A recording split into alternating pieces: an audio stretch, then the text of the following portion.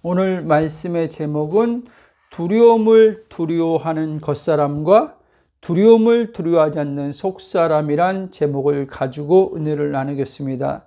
우리가 읽은 구약의 이사야 선지자에서 오늘 이 말씀에 보면 하나님께서 야곱을 선택하시고 야곱의 이스라엘로 이름이 바뀌었죠. 그래서 모든 이제 야곱의 후손들은 이스라엘 백성들이라고 이제 칭함을 받고 그 칭함받은 그들은 하나님의 언약의 백성들로서 하나님이 그들의 하나님이 되시고 그들은 하나님의 백성들, 그러니까 관계성 안에서 하나님이 그들을 이제 돌보아 주시는 자로 하나님께서 그들을 이제 자기 백성으로 삼으신 거죠.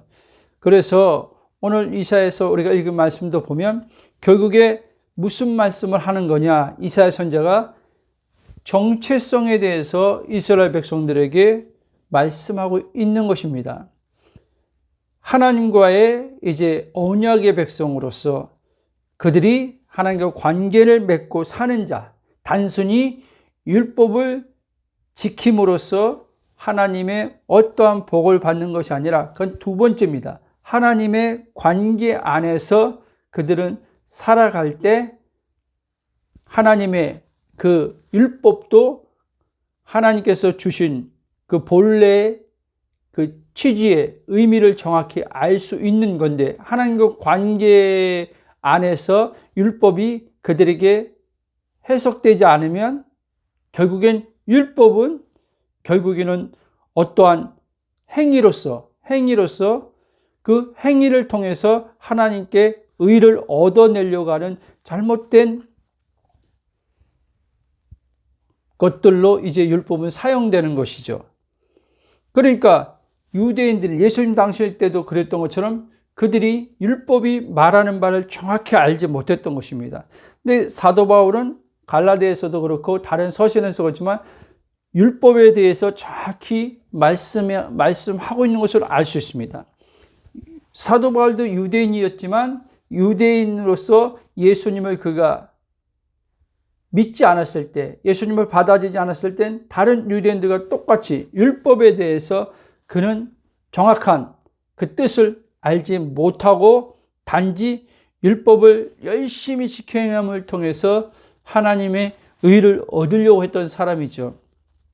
그런데 그 하나님의 의가 로마서 1장에도 나오지만 하나님의 의가 어떤 율법을 지킴을 통해서 얻는 의가 아니라 예수 그리스도를 통해서 얻는 하나님의 의, 그러니까 하나님의 의는 선물로 주어지는 것을 사도 바울이 알았던 것이죠. 그리고 이제 사도 바울은 그 의의 하나님께 그 의를 주신 하나님의 그 마음의 무엇을 가지고 있냐? 하나님은 결국 의를 주신 예수님을 통해서 의를 주신 이유도 끊어진 관계를 예수님을 통해서 정상적인 이제 관계로 그렇게 하나님 안에서 사는 하나님 자녀가 되게 하시려고 하나님께서 예수님을 통해서 의를 주신 거죠. 그러니까 저와 여러분들은 우리가 신앙생활 오래 함을 통해서 의를 우리가 들었고 예수님 믿음을 통해서 하나님께서 나를 의롭다 하신다 이렇게 배워왔지 않습니까?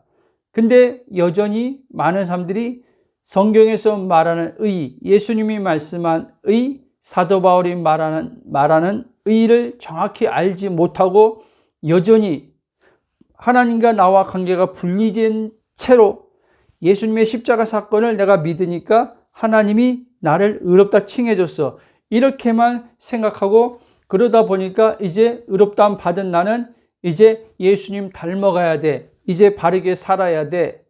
하나님의 계명을 철저히 지켜야 돼. 이 성화의 부분에 있어서 잘못된 이제 성화의 그 잘못된 이제 생각들이 우리 안에 이제 자리 잡게 되는 거죠. 그러니까 성화라는 것은 관계 안에서 나오는 겁니다. 관계 안에서. 그러니까 윤리와 도덕이 성화가 아니라 성화는 바로 예수님이 아버지로 살았던 것처럼 아버지의 그 모든 성품, 아버지의 모든 것으로 예수님이 살은 것처럼 그렇게 사는 거예요. 육신에 종되지 않고 성령을 따라 사는 게 성화적 삶이에요. 그러면 성화적 삶 속에서 우리는 얻은 영의 구원 안에서 혼이 날마다 이제 육체의 종 노릇하지 않고 건짐받는 삶을 사는 거죠. 건짐받는 게 뭡니까? 구원이란 말이에요.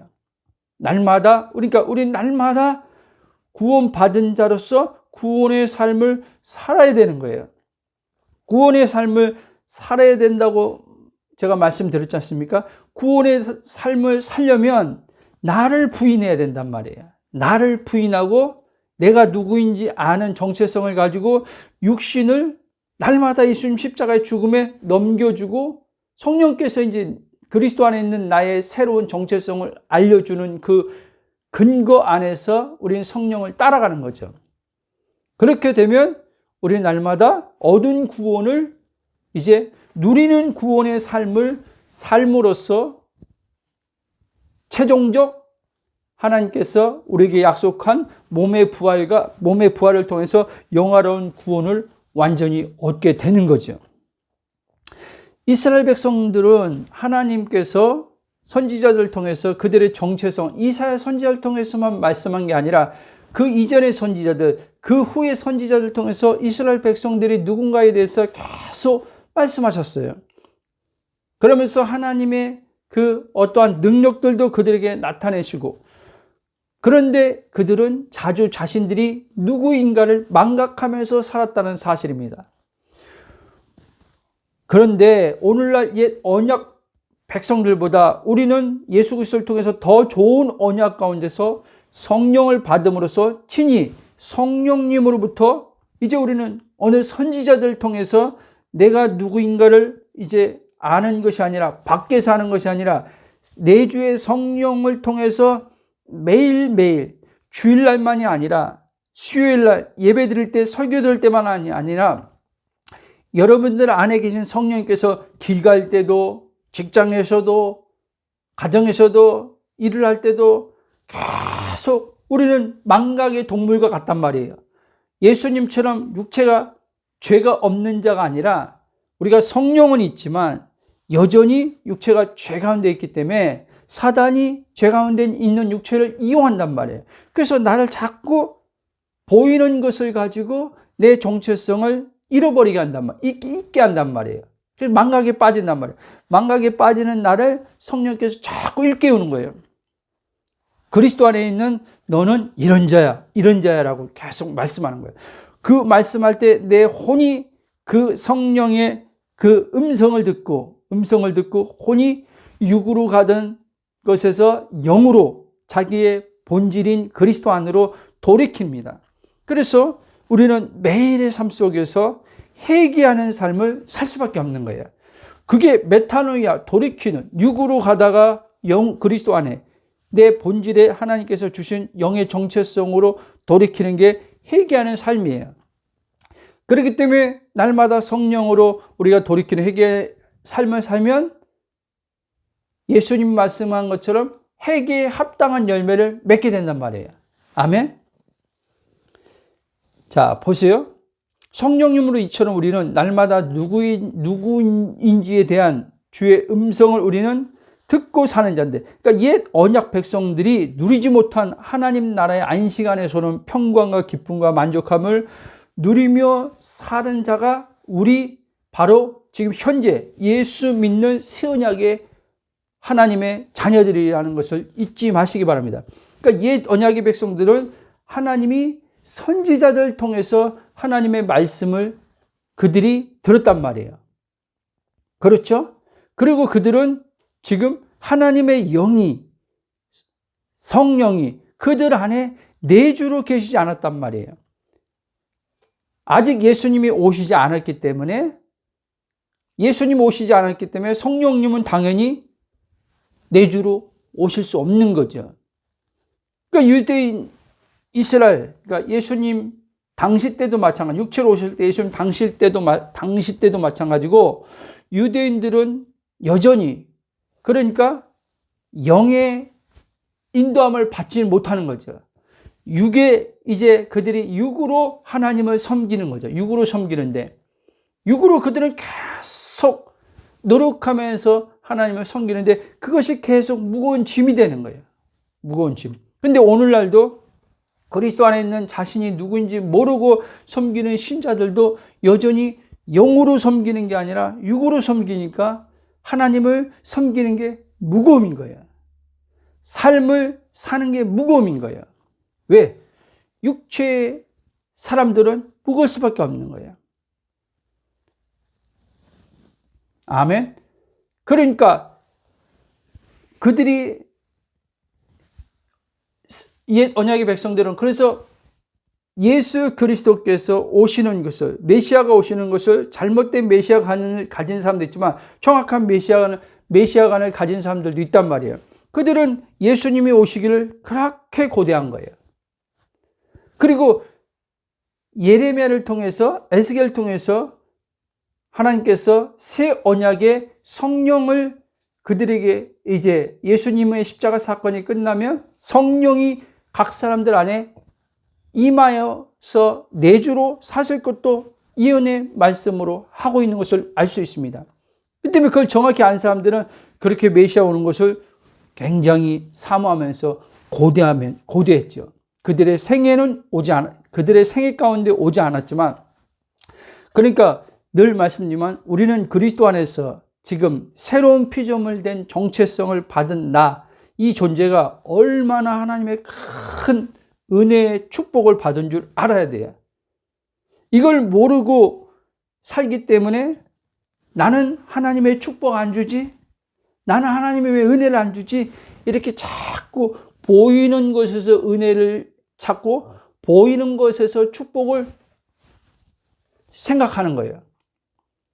여러분, 물론 하나님 언약의 백성들에게 하나님께서 보이는 삶 가운데, 우리에게 생활 가운데 모든 것, 육체에 어떤 속해 있는 모든 것들을 은혜로 주십니다. 은혜를 주시지만 우리가 내 삶 속에 다른 사람과 비교했을 때, 비교하라는 말이 아니라 상대적으로 몸과 관련해서 부족함이 있을 수 있어요. 몸과 관련해서 부족함이 있을 때도 다윗처럼 나는 여호와는 나의 목자시니 내게 부족함이 없으다. 이 고백이 나오는 것이 정상적인 사람이란 말이에요. 이게 진짜 하나님의 은혜를 아는 사람이란 말이에요. 다윗이 시편 23편 여호와는 나의 목자시니 내게 부족함이 없으라고 그 시를 썼을 때 다윗이 지금 물리적 환경에서 모든 풍성함 속에서 그 고백을 한 게 아니란 말이에요. 그 뒤에 보면은 나오잖아요. 사망의 음침한 골짜기를 다닐지라도 막 그렇게 나오잖아요. 그러니까 바울이 인생의 삶 속에서 그도 많은 장애물을 만났다는 거예요. 죽음의 위협도 당했다는 거예요. 그런 가운데서도 하나님은 자기의 목자가 되셔서 선한 목자가 양의 생명을 지키고자 자기를 희생할 정도로, 그 요한복음 10장에서 예수님께서 그 얘기를 하는 거예요. 자기를 선한 목자라고 얘기하면서. 실제 예수님은 우리 양을 살리려고, 하나님에 대해서 살게 하려고 자기의 생명을 십자가의 죽음에 내어준 선한 목자지 않습니까? 그렇지 않습니까? 그 선한 목자를 우리에게 주셨어요. 이 선한 목자가 우리에게 복이란 말이에요. 그래서 예수 믿는 자체는 이미 하나님의 복을 받은 것인 줄 알아야 돼요. 근데 의외로 저도 과거에 그런 말 했지만, 예수 믿는데도 왜 이렇게 나는 가난할까? 예수 믿는데도 나는 왜 이렇게 이럴까? 이렇게 한 적도 의외로 많아요. 근데 저뿐 아니라 의외로 많은 사람들이 환경과 상황을 보면서 예수 믿는데 왜 이럴까? 이렇게 말하는 사람들도 많이 있다라는 거예요. 그러니까 예수 믿는다는 게 하나님이 우리에게 주신 복이 뭔지를 모르는 거예요. 갈라디아에서 아브라함은 3장에 보면은 예수 그리스도를 통해서 하나님의 의를 얻는 것이 아브라함의 복이다, 이렇게 말했어요. 아브라함의 복. 물론 거기 물질적인 것도 포함되어 있지만 하나님 자녀된 복을 얘기하는 거예요. 하나님의 의를 얻음을 통해서 하나님의 이제 관계 안에서 이제 영원히 사는 그 존재의 복을 얘기하는 거예요. 그러면 저와 여러분은 이미 정말 예수 믿고 물과 성령 거듭나고 성령의 내주가 있다면 이 성령이 내주의 성령이 우리에게 날마다 이 음성을 준단 말이에요. 이 음성을 듣고 살지 못하기 때문에 우리는 보이는 것에서 하나님의 복을 찾고 보이는 것에 의해서 환경상황 가지고 하나님이 나를 왜 인도하지 않아? 하나님이 왜 나를 사랑하지 않아? 하나님이 왜 내 기도 안 들어줘? 계속 그러는 거예요. 그런 이들은 지금 내주의 성령의 음성을 못 듣고 있는 거예요. 근데 많은 사람들이 하나님의 음성을 듣기 원하는데 육체에 포커스 두고 음성을 들으려고 하는 거예요. 과거의 저처럼 육체에 포커스를 두고 주의 음성을 들으려고 하니까 매일에 말씀하시는 성령을 통해서 매일에 말씀하시는 하나님의 음성이 안 들리는 거예요. 그러니까 힘든 거예요. 하나님 백성들은 하나님의 음성을 듣고 살아야 되거든요. 요한복음 10장에서 그 말씀 하잖아요. 양은 목자의 음성을 안다, 듣는다 했잖아요. 관계 안에서. 그러니까 여러분들이 어떤 의미에서 목사님, 하나님 음성 기도하는데도 하나님의 음성이 안 들려요 라고 하는 사람들, 어떤 의미에서 말씀하는지 알아요. 어떤 자기가 문제를 놓고 기도할 때, 어떤 인도함 받으려고 기도할 때 그거에 대한 메시지가 이제 안 오니까 안 들린다고 하는 거지 않습니까?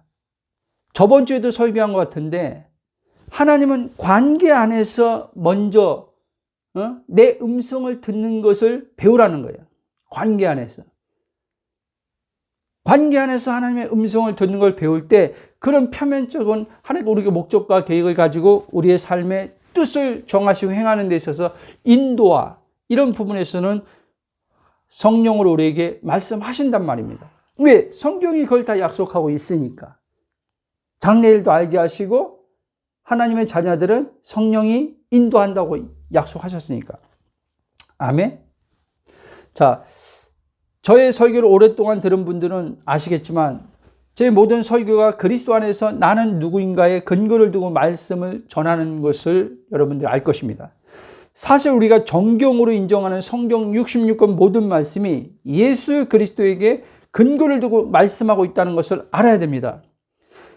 요한복음 5장 39절 보면 너희가 성경에서 영생을 얻는 줄 생각하고 성경을 연구하거니와 이 성경이 곧 내게 대해 증언하는 것이나 예수님이 말씀할 때 성경은 구약 성경을 말하는 거예요. 그러니까 구약 성경도 예수님 자신에 대해서 말씀하고 있다는 거예요. 기록하고 있다는 거예요. 모세도 마찬가지고 어떤 선지자들 다 예수님에 대해서 말씀했다는 거예요. 단순히 이스라엘 백성들의 역사의 이야기가 아니라는 거예요. 구약 성경이. 거기에 하나님께서 궁극적으로 약속한 메시아에 대해서 말씀하고 있다는 거예요. 모세는 창세기를 모세가 우리는 기록했다고 알고 있습니다. 자, 창세기 보면 모세가 그거에 대한 계시를 받습니다. 아직 모든 인간이 있기 전에 아담과 하와만 있을 때, 아담과 하와가 타락했을 때 하나님께서 우리가 최초의 복음이라고 하는 원시 복음에는 창세기 3장 15절에 여자의 후손이 뱀의 머리를 밟을 것이다 라고 말씀하잖아요. 그러니까 이미 하나님은 예수님에 대해서 이미 처음부터 말씀하고 계셨다는 거예요. 그리고 놀라운 사실은 사도 바울은 뭐라고 하냐면 사도 바울은 성경이 있기도 전에, 그러니까 모든 인류가 있기도 전에 에베소서 1장 보면 하나님이 그리스도 예수 안에서, 그러니까 창세전에 그리스도 예수 안에서 하나님께서 하나님의 어떤 뜻을 품고 이제 창조하시고 그리스도 안에서 하나님의 백성들이 되는 것, 자녀들이 되는 것을 하나님께서 예정하셨다. 이렇게 말하잖아요. 이 예정으로 이렇게 가면 또 복잡해지니까 일단 여기까지 하겠습니다.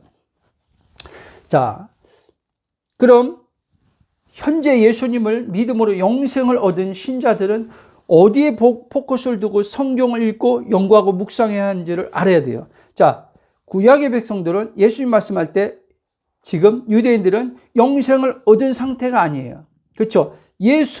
구약이 지금 나에 대해서 말하는데 너희들이 나를 영접하면, 나를 믿으면 하나님께서 약속한 디도서 1장 2절은 영원한 생명을 약속했다고 했어요. 그 영원한 생명을 너희들에게 줄 거야. 이 얘기하는 거고, 이제 예수를 믿은 우리들은 이제 그 영원한 생명, 약속된 영원한 생명, 영생을 얻었어요? 못 얻었어요? 얻었어요. 그러면 이제 우리는 영생을 얻는 줄 알고 성경을 보는 게 아니란 말이에요. 영생을 얻은 나, 하나님과 끊어졌던 내가 예수님을 통해서 하나님과 하나 된 나, 예수님이 요한복음 10장 30절에 나와 아버지 하나라고 한 것처럼 하나 된 나로서 이제는 성경을 읽고 연구하고 묵상해야 되는 겁니다. 아멘? 더 정확히 말하면 이제 물과 성령으로 거듭난 우리들은 성경을 볼 때, 읽을 때 그리스도 안에서 내가 누구인지 아는 나로 성경을 봐야 된다는 거예요. 그리스도 안에 있는 나에게 하나님께서 어떤 복을 줬는지, 현재입니다. 그리스도 안에서 지금 하나님께서 지금 나와 어떠한 관계를 가지고 지금 내 안에서 하나님이 사시는지, 이 관점으로 우리는 성경을 봐야 된다는 거예요. 단순히 성경을 문자적으로 말씀을 지켜 행하는 관점으로 여러분들이 성경을 보면 그건 율법으로 보는 이제 시각으로 가게 돼 있어요. 성경이 율법으로 보여버립니다. 율법이란 단어를 쓰지 않고도 이제는 그 말씀은 율법으로 오는 거예요. 믿음으로 하나님 말씀대로 살아야지 하는데 그 믿음이라는 게 빠지고 율법으로 우리 자아는 율법으로 그거를 받아들인단 말이에요. 지켜 행하는 거로 받아들인단 말이에요. 내가 지켜 행하는 거로. 그러면 내가 지켜 행하는 거로 하면은 관계가 이제는 거기서 문제가 생깁니다. 관계가 문제가 생겨요. 그러면 이제는 그걸 행하지 않았을 때 오는 걸 뭐냐? 두려움이라는 거예요. 두려움. 하나님 말씀을 지켜 행하지 않았을 때 오는 이 혼이, 예? 혼이 이 지금 마음으로 느끼고 갖는 게 뭐냐? 두려움이라니까요. 하나님에 대한 두려움. 왜곡된 두려움이 이제 우리 안에 이제는 형성되기 시작합니다. 그렇기 때문에 여러분들이 그리스도 안에서 내가 누구인지 알고 성령에 의해서 성경을 보고 하게 되면, 묵상하게 되면 성령님이 우리에게 친절하게 아버지의 사랑이 어떠한 사랑인지 우리에게 알게 해주심을 통해서 오히려 육체로 나가는 나를 하나님 사랑을 더 알고 체험시킴을 통해서 그 사랑으로 육체의 삶에서 돌이키게 만드는 거예요. 사랑의 힘이 육체에서 나오는 죄의 힘보다 더 강해요. 사실은 더 강한 거예요. 사랑의 힘이. 근데 우리는 이 하나님의 사랑의 힘을 모르고 하나님의 사랑을 그리스도 안에서 모든 걸 은혜로 주시고 받아주신 하나님의 사랑을 있는 그대로 나를 사랑하신, 내 행위의 어떠함을 보지 않고 그리스도를 통해서 이루시고 나를 자녀 삼으신 그 정체성을 근거해서 나를 무조건적인 사랑하시는 사랑을 경험을 못하니까 우리는 자꾸 하나님을 오해하게 되는 거죠. 자, 오늘 말씀도 결국 두려움 가운데 사는 이유도 다른 데 있지 않고 예수님을 믿음으로써 하나님의 자녀가 된 신자들 자신이 누구인지, 자신이 지금 어디에 속해 있고 자신 안에 지금 누가 지금 친히 사시는지 알지 못하기 때문에 두려운 겁니다. 자, 많은 이들이 몸을 자신과 동일시하면서 살아가면서 말하는 건 뭐냐면, 나 예수 믿고 이제 하나님 자녀가 되었어. 맞아요. 그 말 자체는 맞아요. 근데 몸을 자신과 동일시하면서 나 예수 믿고 거듭나서 하나님 자녀가 되었어. 이렇게 말하는데 그 말 자체, 내용 자체는 맞는데 실제 그의 혼의 의식은 몸을 자신과 동일시하고 있기 때문에 자신이 말한 것이 실제의 삶은 안 되는 거예요. 그러니까 말과 이 의식 안에서는 괴리감이 있는 거예요. 이 자신의 말은 항상 일체가 어디서 나오면요. 일체가 어디냐. 내 혼이 정확히 성령에 의해서 알 때 자신이 그 말하는 것, 지금 금방 한 말, 그 말한 것처럼 이 혼이 그 말과 일치가 된단 말이에요. 그렇게 일치되면 내가 어떤 육체 가운데 순간 넘어져도 이것으로 오는 어떠한 그 양심, 사단이 이용하는 양심에 의해서 어떠한 이 마음이 하나님의 왜곡됨에 대한 두려움이나 어떤 것이 순간순간 들어올 수 있어요. 순간 들어올 수 있는데 이 혼이 성령에 의해서 그거를 빛비침 안에서 감지하기 때문에 이 정죄감, 죄책감, 죄의식에 계속 빠져있지 않단 말이에요. 그래서 여기서 죄책감, 죄의식, 정죄감이 순간 드는 것, 이게 육체, 사단이 이용하는 하나님의 말씀을 왜곡시켜서 율법으로 생각하게 해서 순간 일어나는 것을 이 혼이 안단 말이에요. 그렇기 때문에 죄지면 안 된다. 죄지지 말아야지. 이제 다시는 죄짓지 말아야지. 그래야지 하나님이 어떻게 이렇게 내게 이렇게 은혜를 베푸시 이렇게 할 텐데 이쪽으로 안 간단 말이에요. 많은 사람들이 여기에 걸려드는 거예요. 여기에 걸려드는 거예요. 그래서 죄를 끊으려고 하는 거예요.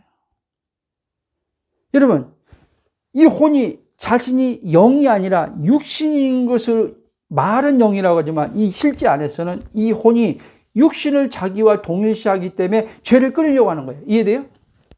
이 말씀이 성령님으로 들려주기를 축복합니다. 자, 나랑 이제 혼이요, 영이에요. 영인 걸 알아야 되는데, 영인 걸 그 말 자체는 영이야라고 해요. 알아요. 근데 이 진짜 의식 혼이 영인 걸 모르고 육체와 나를 동일시할 때 이 혼이 하나님 말씀을 왜곡돼서 듣는다 그랬잖아요. 율법으로 들어와 가지고 이제 죄를 안 지어야 되겠다 이렇게 간단 말이에요. 이해됩니까? 육체와 동일시함으로써 오는 내가 주체가 돼서 이 육신을 다스리려고 하는 거예요. 내가. 아멘? 그래서 의외로 많은 거룩을 외치는 설교자들, 그 신자들 보면, 그 안에 있는 신자들 보면, 하도 그런 소리를 많이 했으니까, 거룩하게 살아야 됩니다. 죄 짓지 않아야 됩니다. 죄를 이기는 삶을 살아야 됩니다. 그런 메시지를 많이 듣는단 말이에요. 그렇다 보니까, 말은 영이라고 했는데, 이 의식체인 혼은 육과 동일시하니까, 그래, 내가 죄 지면 안 돼. 그래, 나는, 죄를 이겨야 돼. 그래야지 하나님이 기뻐하셔. 이렇게 간다니까요. 그래서 여러분들 죄 이겼어요? 몇 번 그 죄 안 짓는 거 가지고 이겼다고 말할 수 있어요? 또 넘어지잖아요. 그 죄 안 짓는 사람들도 또 죄 안 졌다고 하는 사람들도 완전히 안 졌다고 하는 사람 못 들어봤어요. 어떻게 사람인데 죄를 완전히 안 짓을 수 있습니까? 천국 가야지 죄 안 짓는 삶을 살죠. 죽어야지 죄 안 짓는 삶을 살죠. 그렇게 말하잖아요. 그렇기 때문에 여러분, 오늘 제 제목의 말씀처럼 이 두려움이라는 것들이 계속 이 하나님과 관계에서 틀어지면서 오는 왜곡된 생각에 의해서 자꾸 이 두려움이 우리를 사로잡는 거예요. 전에도 이 두려움에 대한 설교를 제가 한 것 같아요. 두려움은 없단 말이에요. 실제 내 존재에겐. 근데 우리는 두려움을 실존적으로 살아가면서 두려움을 우리는 마음으로 실제 겪잖아요. 그렇죠? 다시 말씀드립니다. 그것은 그리스도 안에는 내가 누구인지 모르기 때문에 그렇다는 거예요. 오늘도 이 두려움에 대해서 말씀하지만 조금 정체성에 근거해서 말씀하는 가운데 좀 더 구체적으로 여러분들에게 말씀을 드리고자 합니다. 자, 다시 말씀드리지만 예수 믿고 물과 성령을 거듭난 건 맞는데 여전히 그 역시 혼은 내용면에서는 성경에서 말한 거듭남 이런 걸 하니까 나는 거듭났어 라고 말하는데 그의 혼은 여전히 몸과 동일시하고 있기 때문에 계속 두려움이 마치 있는 것처럼 나를 사로잡아 버리는 거예요. 나를 사로잡아요.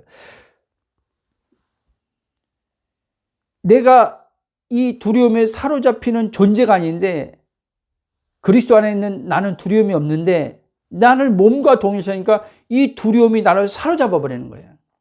그 배후에 누가 있냐? 사단이 있다는 거예요, 여러분. 여러분, 예수님과 사도들이 말한 거듭남에 대해서 많은 이들이요 잘 모르고 있는 거예요. 왜 거듭났는데 내가 영이지 몸입니까? 존재에 있어서 몸은 존재를 표현하는 몸이란 말이에요. 아멘? 보이지 않는 하나님의 영을 보이는 우리 몸을 하나님께서 이제 지으셨어요. 예수님도 원래 그분의 본질이 아버지 품속에 있다가 영으로 계시다가 말씀이 육신에 이 땅에 오셨잖아요. 육체로 오셨을 때 자기 안에 계신 아버지를 표현하고 나타내신 차원에서 몸을 입은 거예요. 물론 거기에 우리의 죄를 속량하기 위해서 육체로 오신 거지만 그러니까 예수님은 단 한 번도 몸을 존재로 그렇게 본 적이 없어요. 몸은 존재, 그 하나님의 존재와 하나 된 자신인데 자신이 주체가 아니라 하나님이 주체인데 하나님을 나타내는 몸으로 예수님은 몸을 그렇게 본 거예요. 그래서 예수님은 예수님의 제자들처럼 어떤 위기 상황 속에 만났을 때 예를 들면 우리가 잘 아는 것처럼 풍랑을 배에서 다른 지역으로 복음 전도하러 가다가 풍랑을 만났을 때 다른 제자들은 몸을 자기와 동일시하고 평생을 그렇게 살았기 때문에 그 당시에도 그런 상황, 사건 속에 왔을 때 그들은 이제는 죽는다라고 생각한 거예요. 그랬죠? 그러면서 우리가 죽게 된 것을 예수님은 알지 못합니까? 그리고 막 예수님 흔들었잖아요. 막 깨웠잖아요. 예? 여러분, 몸은요, 기억하고 느끼는 감정, 오감에 의해서 사는 몸이란 말이에요. 그러니까 그들은요, 어떤 상황과 사건이 있으면 그들이 과거에 두려움을 그들이 실제 느꼈단 말이에요. 그렇죠? 마음에서 두려움이 일어나고 그들의 몸은 두려움을 어떤 상황 속에서 두려웠던 것들을 몸이 이제 그거를 기억하고 있는 거예요. 그랬을 때 그런 사건은 아니지만 비슷한 사건이 올 때 이 몸의 감정의 기억이 또 되살아나는 거야. 되살아나서 또 두려워. 벌어지지도 않은 일을 가지고 잘못된 왜곡된 추측을 해서 두려움을 갖는 거란 말이에요. 왜? 몸에서 그 두려움의 그 감정의 기억이 일어나기 때문에. 저도요, 이 두려움에서 벗어나 보려고요, 엄청 힘쓰고 애쓰고 기도하면서 그랬던 적이 있어요. 근데 그것은 그리스도 안에 내 영의 정체성을 몰랐기 때문에 두려움 속에 계속 살아왔던 것이 내 몸이 그것에 축적돼서 이제 어떤 사건만 생기면 그거보다 못한 어떠한 상황인데도 조그만 것에도 그냥 두려움이 그냥 내 안에서 일어나는 거예요. 그래서 하나님 앞에 이 두려움을 또 죽음과 연관시키고, 망하는 것과 연관시키고, 막 연관시켜서 하나님 살려달라고 기도하는 거죠. 여러분, 이 두려움은요, 우리를 마비시킨단 말이에요. 우리의 정상적으로 생각해야 될 이 뇌의 기능을 마비시킨다니까요. 두려움하게 되면 이 몸이요, 긴장하게 돼요, 긴장.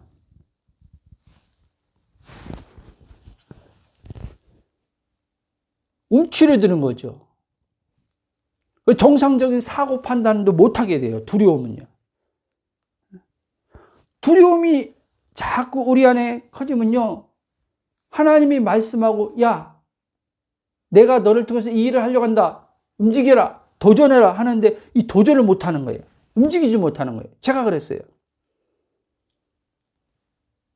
그러면서 뭐예요? 하나님, 난 두려우니까 완전히 두려움을 없애달라고 저는 그렇게 기도했어요. 두려움.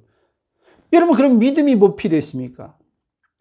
두려움을 완전히 제거해주고 그냥 다리를 다 깔아주시면 내가 그 다리로 걸어갈 테니까 하면 믿음이 뭐 필요했습니까? 그래서 여호수아도 보면은, 여기서 보면 하나님께서 이제 정복전쟁에 나갈 때 약속한 가나안 땅에 모세 시대가 끝내고 여호수아 시대가 왔을 때 이제 나갈 때 여호수아도 두려워했단 말이에요. 그러니까 하나님께서 여호수아에게 두려워하지 말라고 하잖아요. 내가 너와 함께 할 것이다. 모세와 함께 한 것처럼 너랑 함께 할 거니까 두려워하지 말라. 이렇게 말하잖아요. 이처럼 두려움은요, 하나님의 어떠한 일하심을 보는데, 하나님의 일하시는 것을 우리에게, 하나님께서 어떤 역사를 베푸는데 우리에게 가로막는 장애물 같단 말이에요.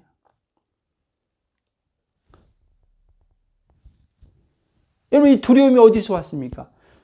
첫째 아담이 하나님과 분리했을 때 온 게 가장 먼저 온 게 두려움이란 말이에요. 내가 두려워서 숨었나이다.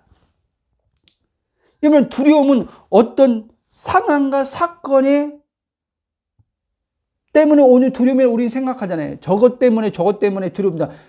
창세기는 근데 뭐 때문에 두려운 것이 아니라 아담이 그랬잖아요. 내가 벗었으므로 두려워 숨었나이다 그랬잖아요. 그러니까 하나님과 관계가 깨짐을 통해서 자기 독립 자아주체로 자기가 보니까 벗었어. 벗은 게 두려움으로 온 거란 말이에요. 근데 보세요. 이 벗음으로, 이 첫째 아담으로서 이제 하나님과 관계가 끊어져서 자기 주체의식으로 판단하며 살면서 두려웠던 이 아담. 근데 사도 바울은 이걸 뭐라고 합니까? 이제 벗은 우리를 그리스도의 의로 옷 입혀줬다고 하잖아요. 그리스도 옷 입혀줬어요. 그리스도의 의의 옷은 우리를 이 몸에 있어서 이 의의 의식이 자꾸 강해지면요, 이 몸도요, 안정감을 갖게 됩니다. 나를 해치는 자가 우리는 있다고 생각하는데 그거는 육체의 관점에서 보기 때문에 그런 거예요. 이사야서 아까 우리가 41장 읽은 말씀이 있잖아요. 내가 택한 나의 종 야곱아. 하나님이 이제 야곱의 이제 하나님이 되셔서 하나님이 야곱을 책임지고 보호하겠다는 거예요. 우리는 얼마나 그리스도 안에서 그 아들을 죽음에 내어 주심으로 우리를 구원하셨는데 우리는 어떻게 했습니까? 그리고 우리를 보호해 주겠다고 하신 하나님이 지금 내 안에 살고 계신단 말이에요. 그들은, 구약의 사람들은 영이 그 안에, 하나님의 영이 그 안에 내주로 계시지 않았기 때문에 그들은 자꾸 의식이 바뀌기 때문에 눈으로 자꾸 하나님의 어떠하심을 확인하면서 안정감을 가지려고 했단 말이에요. 안정감을. 오늘 우리 신자들도 눈으로 보면서 자꾸 이 밖에서 어떠한 것으로 하나님의 일하심을 통해서 보면서 그 일하심을 보면서 안정감을 가지려고 하는 사람들이 있어요. 과거에 제가 그랬어요. 그러니까 여러분, 그리스도의 내가 누구인지 모르면 그럴 수밖에 없다는 거예요. 왜? 혼이 육체와 동일시 하면은 그럴 수밖에 없단 말이에요. 그 때문에 자꾸 의식이 보이는 밖의 의식으로 가서 밖에 하나님의 일하심의 손이 안 보이면 불안하고 두려운 거예요. 근데 그리스도 한 영이 된 내가 누구인지 아는 혼이 밖에선 지금 하나님이 어떤 눈에 선명하게 나타나지 않아. 안 보여. 근데 이 혼은 지금 그리스도 안에서 영으로 보고 있어요. 성령에 의해서 듣고 보고 있어요. 아, 하나님이 지금도 함께하고 계시고, 지금도 하나님은 자기의 일을 지금 계속 지금 행하고 계시구나. 그리스도 안에서의 실상의 세계는 이미 약속의 말씀이 성취돼 갖고 있구나. 성취된 약속의 말씀을 하나님은 신실하셔서 하나님 자기 시간 속에서 하나님은 드러내시고 완성하시는구나. 그렇기 때문에 지금 하나님은 지금 계속 일하고 계셔. 아무 문제 없어. 이렇게 하고 이제 이 혼이 그걸 알 때 이 몸도 이제 몸에 신호를 보내가지고 이제 몸도 안정감을 갖는 거예요. 안정감. 그러니까 안정감 속에서 이제 마음도 안정감을 가지고 이제는 이 정상적인 이제는 사고 기능도 돌아가는 거예요. 자, 쭉 가겠습니다. 그러므로 여러분 오늘 말씀처럼 나는 겉사람 즉 몸이 아니라 속사람 삼위 하나님과 하나 된 영이라는 것을 알 때 몸 또한 안정감을 자주자주 느끼며 살게 된다는 것을 잊지 마시기 바랍니다. 저의 과거처럼 의외로 많은 신앙인들이 예수님께서 그 당시 유대인들에게 하신 말씀처럼 하나님을 모르고 하나님을 믿고 있음을 봅니다. 여러분들이 지금 성경을 보면서 성경에서 하나님 이런 분이야 하니까 여러분 하나님을 안다고 생각하죠. 여러분 그 차원에서 유대인들은요 우리보다요 더 성경에서 말씀하고 있는 하나님을 더 잘 알았어요. 근데 예수님은 그들에게 뭐라 그래요? 이렇게 말씀합니다. 요한복음 7장 28절 29절 보면 예수께서 성전에서 가르치시며 외쳐 이르시되 너희가 나를 알고 내가 어디서 온 것도 알거니와 내가 스스로 온 것이 아니냐 나를 보내시는 참되신 너희는 그를 알지 못하나. 그렇죠? 지금 예수님이 너희들은 하나님을 안다고 하는데 내가 보니까 너희는 하나님을 알지 못한다. 29절을 보면 나는 아노니. 그러니까 예수님 자신을 안다는 거예요. 하나님을. 이는 내가 그에게서 났고 그가 나를 보내셨습니다 하시니. 그에게서 났다는 거예요. 그에게서 오셨어요. 하나님이 예수님을 보내셨어요. 근데 이제 새언약의 백성들도 이제 거듭나면 뭐예요? 위로부터 난 거잖아요. 이제 우리도 하나님 그리스도 안에서 하나님께로부터 난 자란 말이에요. 아멘? 한번 보십시오. 고린도전서 1장 30절. 30절. 고린도전서 1장 30절. 시작. 너희는 하나님부터 나서 그리스도 예수 안에 있고 예수는 하나님부터 나와서 우리에게 지혜와 의로움과 거룩함과 구원함이 되셨으니. 아멘. 그럼 보세요. 예수님과 동일시가 여기서 동일시 되는 거예요. 예수님이 말씀한 것처럼 나는 아노니. 예수님 자신을 안다는 거예요. 이는 내가 그에게서 그는 하나님을 아는 거예요. 하나님께서 낳고 그가 하나님이 나를 보내셨습니다. 그런 것처럼 우리가 바울이 고린도전서 1장 30절에 말한 것처럼 통일하다는 거예요. 아멘?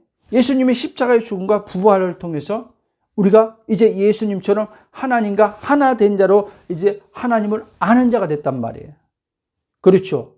그러니까 우리는 이제는 단순히 정보적 지식으로 하나님을 아는 것이 아니라는 거예요. 여러분, 이 말 잘 들어봐요. 하나님을 모른다는 말은 단지 성경에서 말씀하는 하나님을 모른다고 말하는 것이 아니라, 이해돼요? 그리고 또 하나님의 기적을 체험하지 못해서 모른다는 말이 아니란 말이에요. 아멘? 자, 예수님 당시에요. 기적을 많이 체험했어요, 못했어요? 했죠. 그럼 구약의 사람들도 우리가 지금 경험하지 못한 기적 더 많이 체험했죠. 그렇죠. 근데 그들은 그렇게 기적을 체험하고도 어떤 상황과 사건만 오면 또 두려웠죠. 그렇죠. 또 불신앙의 모습을 보였죠. 구약에는 100번 양보하고 이해했어요. 그럴 수밖에 없다고 볼 수밖에 없어요. 근데 신약의 백성들은 하나님은 다르게 본다는 거예요. 너희는 내 영이 지금 너희 안에 살고 있지 않냐. 예수가 말하는 것이 다 이루어졌지 않냐. 나와 아버지는 하나라고 말했던 예수의 말이 너에게도 성립되고 이루어지지 않았냐? 그런데 너희들은 여전히 구약의 옛 언약의 백성들처럼 기적을 보고도 성경을 깨닫고도 그들도 율법을 보면서 뭐 이렇게 했을 거 아니에요. 은혜를 받았다고 했을 거 아니에요. 그랬음에도 불구하고 어떤 사건과 상황만 생기면 또 하나님이 존재하지 않는 것처럼, 살아계시지 않는 것처럼 막 반응하고, 특히 뭘로 반응해? 입으로 반응을 하는 거예요. 입으로. 여러분, 우리 마음에서 일어나는 것들은 알아차리면 되는 거예요. 알아차리면 입술도 성령이 다스리는데, 이 알아차리지 못하기 때문에 입술이 절제가 안 되는 거예요, 여러분. 막 여기서 올라오는데 성령이 알아차릴 때 입술도 다스려진다니까요, 여러분. 그런 경험 안 해봤어요? 해봤죠? 근데 여기서 알아차리지 못하면 입술도 여러분 안 다스려집니다. 그냥 막 나와버립니다. 막 되는 대로. 물론 실수해서 나오다가 또 성령이 딱 깨우쳐서 멈추기도 하지요. 그래서 여러분, 성경을 하나님은 지금 이스라엘 백성들, 너희들이 지금 단순히 안다고 하는 모세가 말하는 이사야가 말하는 그 하나님을 모른다는 게 아니라 사실 모르는 거죠. 그렇죠? 율법을 받은 모세도 나 같은 선지자가 올 것이다 했걸 아니야. 모세도 예수님을 말했단 말이에요. 근데 모세가 말한 예수님을 몰라. 모세가 말한 예수님을 모르니까 하나님도 모르는 거예요. 예수님 볼 때는요. 그렇죠? 그러니까 표면적으로 그들은 모세가 말한 하나님을 안다라고 말한 거예요. 그렇기 때문에 그들은 여전히 육체의 종되어서 두려움에 사로잡혀서 살 수밖에 없는 거예요. 그런데 이제는 우리 새언약의 하나님 자녀들은 영생으로 지금 자신과 함께 하시는 하나님으로 있는데 이 하나님을 모른다는 말이에요. 즉 예수님이 말씀한 것처럼 하나님을 알아야 되는데 예수님이 나와 아버지 하나라고 하는 이 말처럼 내 혼의 의식에서 나와 하나님은 하나야 이렇게 와야 되는데 우리는 성경을 읽고 배워서 설교 들은 걸로 이제 하나님이 이런 분이야. 또 체험한 하나님 있잖아요. 체험한 하나님으로 나 하나님 알아. 이렇게 말하는 거예요. 그러니까 저는 신학하고 성경 배우고 또 체험을 그렇게 했으면서도 보니까 여전히 두려움에서 못 벗어나더라고요. 벗어나지 못한 거예요. 그 나중에 보니까 그 이유가 뭐냐? 그 실토할 수밖에 없다니까요. 내가 하나님 안다고 했는데 나 하나님 몰랐네요. 하나님 가르쳐 주세요. 예수 안에 계신 하나님을 가르쳐 주세요. 예수님을 통해서 계시하시는 하나님을 좀 알려주세요, 성령님. 그렇게 기도했어요. 그런 가운데 이제는 바울이 성령의 이제 감동으로 기록한 하나님 말씀인 서신을 보면서 이제 그리스도 안에 있는 내 정체성을 알게 된 거죠. 여러분, 예수님은 하나님을 자신의 생명, 즉 영생의 하나님을 알고 계셨어요. 이 영생의 하나님과 자신이 하나 되어 이 영생의 하나님으로 지금 이 순간 자신이 육의 몸을 입고 사는 영원한 존재라는 사실을 아셨다는 거예요. 예수님은요. 육체로 이 몸을 입고 활동하는 가운데서. 그리고 예수님은 우리를 위해서 육체가 십자가에 못 박힐 걸 아셨어요. 그렇죠? 우리도 여러분, 우린 육체는 죽어요, 여러분. 성경에서 말하잖아요. 육체는 흙으로 돌아간다 그랬잖아요. 만약에 예수님 오시기 전에 내가 이 땅에서 보내신 뜻을 다 이루고 먼저 간다면 이 육체는 죽는다니까요.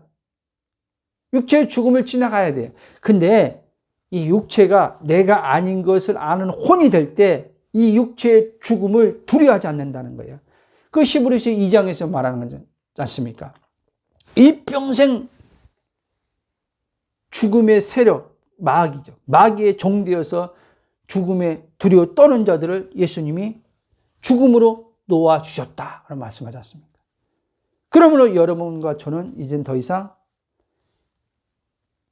육의 몸이 내가 아니라 육의 몸은 하나님을 나타내는 몸으로 이 땅에서 잠깐 부활의 영광스러운 그때 그 몸이 이제 나와 동일시되는 몸이 되는 거예요. 그때 부활의 몸을 입을 때. 그러나 이 몸은 나와 동일시되는 몸이 아니라는 걸 아셔야 돼요. 자, 제가 이 말씀을 다른 말로 하면, 자, 절대적 예수님이 자신을 누구인지 아는 것을 이제 표현했을 때, 즉, 절대적 진리가 자신 안에 존재하시는데, 예수님 안에 절대적 진리는 하나님밖에 없어요. 모든 유대인들이 알고 있죠. 근데 예수님이 이 절대적 진리, 이 말씀이신 하나님이 자기 안에 존재하시는 걸 알았어요. 이 절대적 진리가 자신 안에서 역사하는 생명의 말씀인 것을 아셨는데, 바로 이 진리가 자신이 되어, 이 진리가 예수님 자신이 되었다는 거예요. 나타나는 진리, 즉 두려움 없는 완전한 사랑을 통해 자유로움과 평강과 만족함으로 살게 하는 진리라는 것을 예수님이 아셨다는 거예요.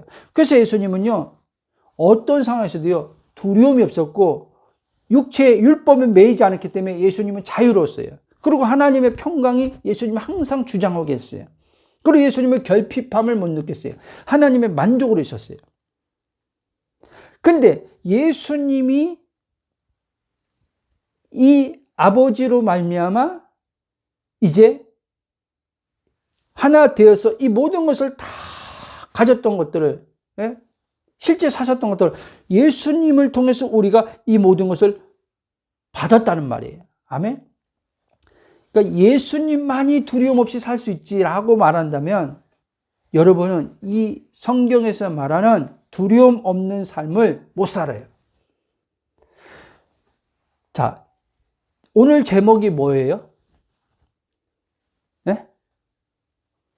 두려움을 두려워하는 겉사람과 두려움을 두려워하지 않는 속사람이라고 했잖아요. 그러니까 예수님은 이 속사람은 영의 사람을 말하는 거예요. 하나님과 하나 된 영. 겉사람은요, 몸을 말하는 거예요. 그러니까 예수님은 겉사람의 몸을 입고 있었지만 예수님은 속사람의 영으로 지금 있잖아요.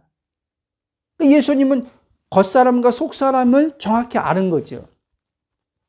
속사람인 내가, 그러니까 예수님이 속사람인 자신이 속사람 안에 하나님이 계신데 이 하나님이 겉사람을 몸을 통해서 이제 나타나는 걸 아신 거죠. 저와 여러분들 똑같습니다. 그래서 사도 바울이 오늘 우리가 고린도후서 4장의 16절부터 읽은 말씀 가운데서 보여주듯이 우리는 뭐예요? 겉사람이 아니란 말이에요. 겉사람은 날가 없어진다는 거예요. 그러나 속사람은 날로 새롭다고 하잖아요. 날로 새롭다는 말은 내 혼의 의식이요, 내 영으로요, 날마다 내가 새로운 영의 정체성으로 우리의 이제 실제 날마다 하나님의 은혜가 새롭게 이제 우리에게 날마다 온단 말이에요.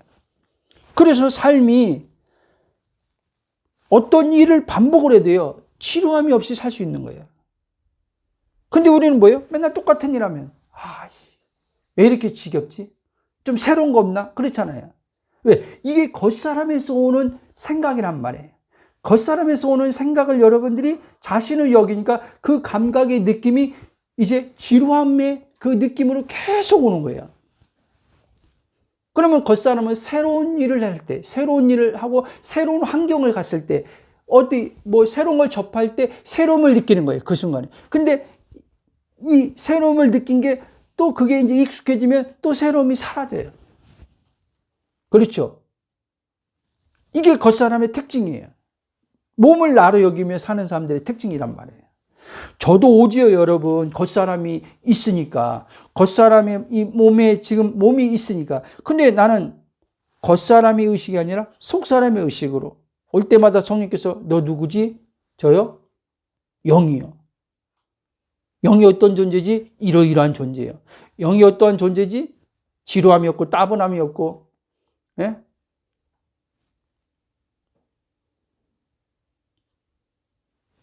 재미를 밖에서 찾는 자가 아니라, 즐거움을 밖에서 찾는 자가 아니라, 이미 하나님의 즐거움으로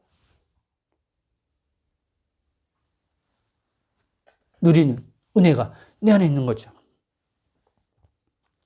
자, 여러분, 하나님은 이 영원한 생명의 말씀, 영원한 진리를 아들에게 주셨으며 이 아들이 주시는 진리의 성령을 받고 우리에게 진리의 성령을 아들이 줬잖아요. 진리를 알게 된 자들은 이제 자신이 누구인지 자신과 하나 되어 사시는 하나님을 알므로써 예수님처럼, 자, 이제 예수님처럼 나 또한 두려움 없이 사는 그런 존재로 이제 자신을 그렇게 보고 인식합니다. 즉 겉사람이 아닌 속사람, 즉 육이 아닌 영인 것을 알고 이제 겉사람이 느끼는 두려움의 실제적 사실이 아닌 사물을 보고, 겉사람은요 사물을 보고 이제 판단하기 때문에, 생각하기 때문에 여기서 왜곡된 해석이 일어나는 거예요. 왜곡된 해석이 일어나므로 이제 오는 순간의 감정적 두려움이라는 사실을 우리도 이제 이 순간순간 어떤 사건 상황으로 왜곡된 해석이 일어나서 우리 마음의 감정에 두려움이 옵니다. 일어나요. 근데 내가 누구인지 아는 사람은 성령이 이제 이게 왜곡된 해석인 것을 알게 해줘요.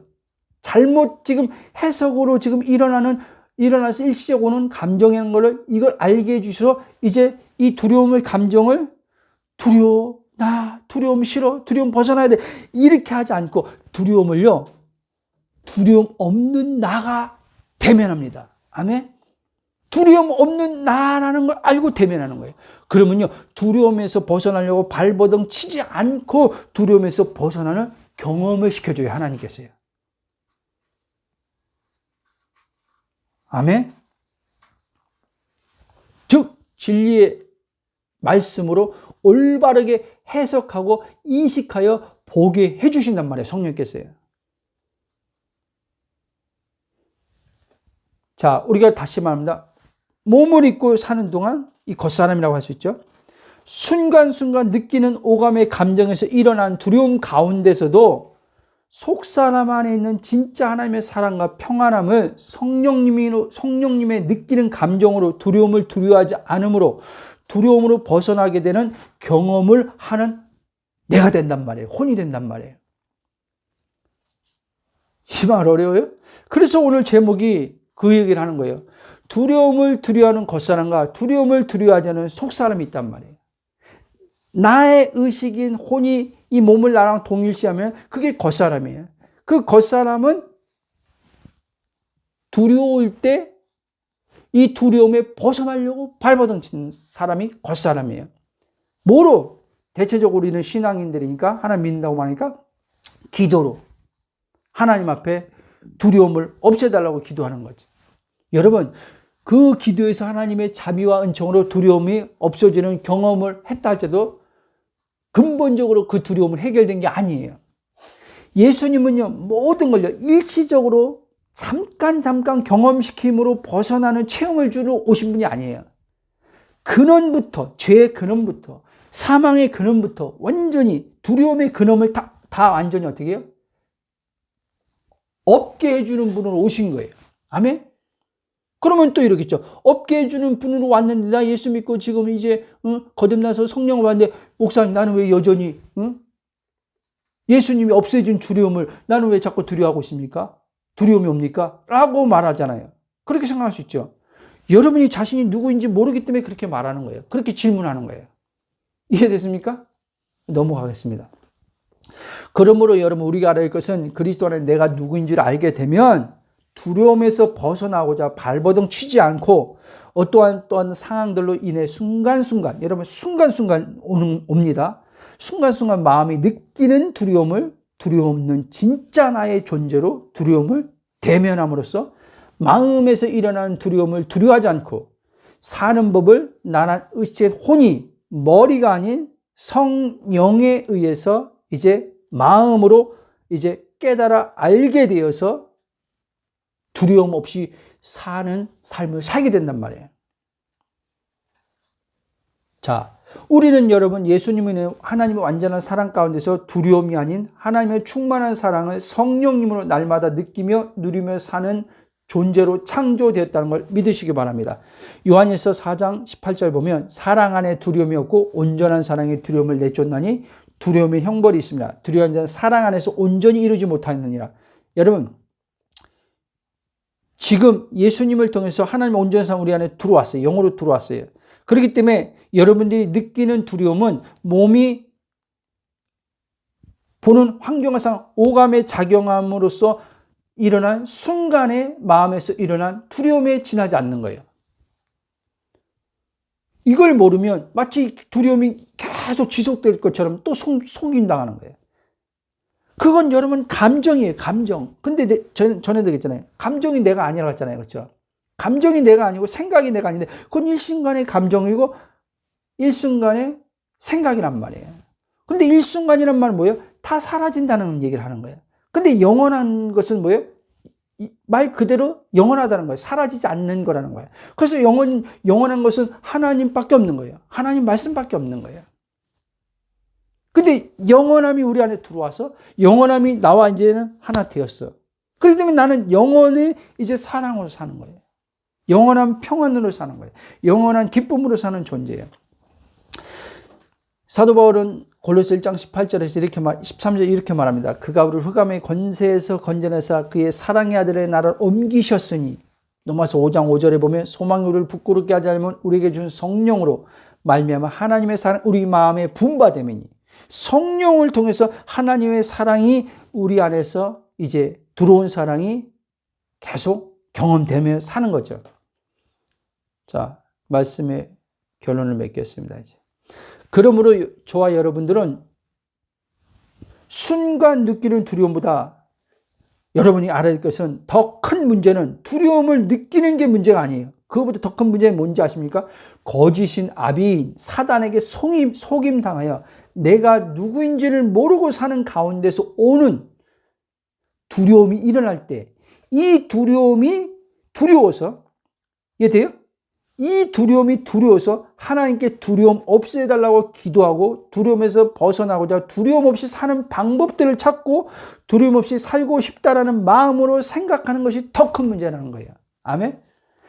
나 두려움 없이 좀 살고 싶은데 라고 하는 그 생각이 사단에게 속임당해서 오는 생각이라는 말이에요. 그리고 이제 두려움에서 벗어나고자 방법들을 찾는 거. 여러분, 오늘도요, 영성운동하는 쪽에서도요, 어떤 사역자들 보면요, 두려움 없이 사는 방법 7가지. 이렇게, 5가지. 근데 거기는 본질인 그리스도가 없이 방법을 이래서 심리학적으로.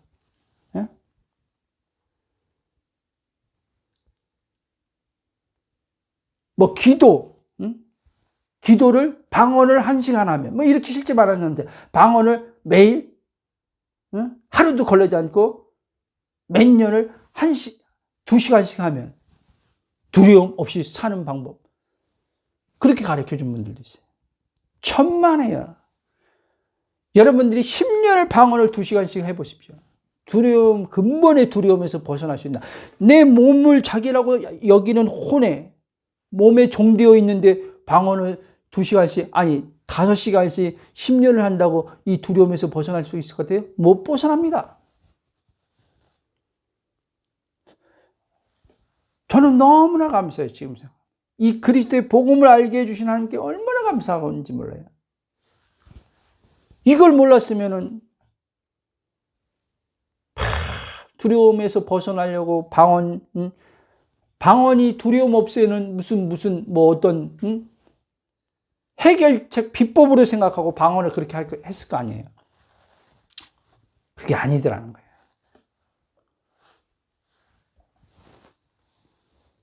그래서 여러분, 예수를 믿고 순간 하나님의 자비와 긍휼로 사람이 두려움에서 벗어난, 방언을 하는 가운데 두려움에서 벗어난 체험을 할 수 있어요. 이거 체험입니다. 아셨어요? 체험이에요, 체험. 두려움을 벗어난 체험을 할 수 있어요. 근데 제가 말하는 건 체험이 아니에요. 체험을 통해서 벗어난 두려움이 아니에요. 내가 누구인지 알므로써 벗어나는 근본적 해결이에요. 예수님이 이걸 하셨다니까요. 십자가에서 부활을 통해서 성령의 이제 오심을 통해서 이게 실제 우리 안에서 일어나는 거예요. 육신 안에 일어나는 게 아니라 영 안에서 그분과 하나 되어서 일어난 일이란 말이에요. 근데 내가 영인 것을 모르는 혼이 계속 몸을 자기와 동일시해서 몸이 주목하는 것이 보이는 건데 보이는 걸 주목하는 몸에서 오는 이제 생각과 이제 그에 따른 감정이 마음에서 두려움을 겪는 건데 이걸 모르는 거죠. 그래서 여러분 제 설교가 늘 그렇지만 어떤 분들은 뭐 그렇게 생각할 수 있어요. 오늘 또 이 말씀이 비현실적인 거 아닌가 이렇게 올 수 있죠. 저는 지금 예수님이 하신 하나님 말씀은 진리의 성령을 따라 전하지만 이 말씀을 듣고 받는 자들이 여전히 속사람으로 자신을 알지 못하고 자신을 겉사람과 동일시한 혼으로 이해하여 듣고 받으려 하면은 제 모든 설교는 다 비현실입니다. 비현실이에요. 어떻게 두려움 없이 사는 것이 가능해요? 예수님이 그럼 하신 말씀은 예수님이 하신 말씀 믿는다면요. 예수님의 무거움 없는 삶에 대해서 말씀했잖아요. 그렇죠? 두려움 없는 삶에 대해서 말씀했잖아요. 근데 그거를 믿지 않으면 내가 지금 어떤 감정적으로 두려움을 겪는다고 이거는 여러분 마음이 겪는 감정이에요. 여러분 두려움을 순간순간 느끼는 감정이에요. 마음이. 그렇죠? 근데 저는 예수님 말씀한 거는 지금 존재를 얘기하는 거예요. 하나님과 하나 된 그 영의 존재. 그게 바울이 말한 이 정체성의 핵심 구절인 고린도후서 5장 17절에 누구든지 그리스도 안에 있으면 새로운 피조물이라 이전 것은 지나갔으니 보라 새 것이 되었다. 보라 새 것이 되었다. 이 새로운 존재를 말한 거예요. 예수님은. 아멘. 자, 그러므로 여러분 예수님이 우리에게 주신 말씀은 영의 생명으로 살게 하심으로 몸이란 삶에서는 염려, 근심, 걱정, 불안, 두려움, 무거움 없이 하나님의 돌보심이란 완전한 은혜로 살게 하시는 말씀으로 우리에게 지금 계속 성령이 주의 말씀을 우리에게 계속 기록된 말씀을 가지고 우리에게 계속 말씀하고 계시다는 것을 잊지 마시기 바랍니다. 이 구절만 읽고 마치겠습니다. 요한복음 6장 63절 보면 살리는 것은 영이니 육이 살립니까? 영이 살립니까? 영이 살리죠. 살리신 영이 우리 안에 지금 살고 있잖아요. 살리신 영이 우리 안에 사시면서 우리를 계속요 육체의 죽음 가운데에서 살지 않도록 계속 우리의 혼을 계속 살리고 있어요. 살게 하면서 살리는 거예요. 그래서 예수님이 이렇게 말합니다. 육은 무익하니라. 내가 너에게 이른 말은 영이요 생명이라. 그러니까 예수님은 우리에게 살리는 영의 생명의 말씀으로 우리에게 오신 거예요. 육체를 입고. 그래서 이제 살리는 영의 생명의 말씀을 우리에게 성령을 통해서 주신 거죠. 마태복음 4장 4절 보면 예수께서 대답하여 이르시되 기록되었으되 사람이 떡으로만 살 것이 아니라 하나님 입으로부터 나오는 모든 말씀으로 살 것이라 하였느니라 하시니 이 속사람이 하나님의 말씀으로 사는 존재예요. 이 말씀이 지금 영으로 우리 안에서 활동하고 있는 내주의 성령이에요. 내주의 성령으로 살면 우리는 육체의 종되어 살지 않고 영으로 지배받고 살기 때문에 이 몸이 영의 다스림 받는 몸으로 하나님을 표현하는 몸으로 이제 하나님이 이 몸을 로마서 6장에서 말한 것처럼 성령이 자연스럽게 의의 병기로 지고 사용할 수 있는 몸이 되는 거예요. 아멘. 마태복음 6장 31절, 32절, 33절 보면요. 그러므로 염려에 이르기를 무엇을 먹을까, 무엇을 마실까, 무엇을 입을까 하지 말라. 이는 다 이방인들이 구하는 것이라. 너희 하늘 아버지께서 이 모든 것이 너희에게 있어야 할 줄 아시느니라. 몸에 가는 것에서 다 안다는 거예요. 33절 보면 그런즉 너희는 먼저 그의 나라와 그의 의를 구하라. 그럼 이 모든 것을 너희에게 더하시리라. 아멘. 그의 나라와 그의 의, 하나님의 통치. 속사람 안에 하나님의 통치가 있습니다. 그러니까 여러분 날마다 하나님의 통치가 여러분의 삶에 이루어지도록 하나님께 기도하십시오. 아멘. 하나님, 나는 겉사람이 아닙니다. 속사람입니다. 이 속사람인 것을 날마다 아는 것 안에서 내 혼의 의식이 그리스도 의식으로 깨어나게 하시고 자꾸 사단이 이 몸을 나와 동일시해서 나를 내 정체성을 망각하고 잊어버리게 하는데 성령께서 그럴 때마다 더 강력하게 내가 누구인 것을 아는 혼으로 일깨워달라고 기도하고 마치겠습니다. 사랑의 하나님, 감사와 찬송과 경배로 영광 돌립니다. 우리는 이제 예수 그리스도를 통해서 아버지 하나님이여 옛사람이 아니라 아버지 새 사람이 되었음을 알게 하심을 감사합니다. 이 새 사람은 이제 아버지 육신에 속한 자가 아니라 영에 속한 자여, 이 새 사람은 아버지 오늘 바울이 말한 것처럼 겉사람이 아니요 아버지 속사람인 것을 알게 하심을 감사합니다.